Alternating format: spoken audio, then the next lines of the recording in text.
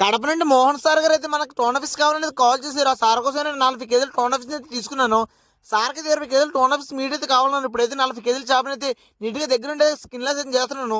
చేప మీట్ అయితే చూసారు ఎంత ఫ్రెష్ ఉందో. మన దగ్గర ఆర్డర్ పెట్టిన వాళ్ళకి అయితే మంచి క్వాలిటీ మీట్ అయితే పంపిస్తాం. అందులో ఎలాంటి డోకా లేదు. చూసారు కదా చేప మీట్ ఎంత ఫ్రెష్ ఉందో. మన దగ్గర లైఫ్ ఫిష్ అయితే దొరుకుతుంది.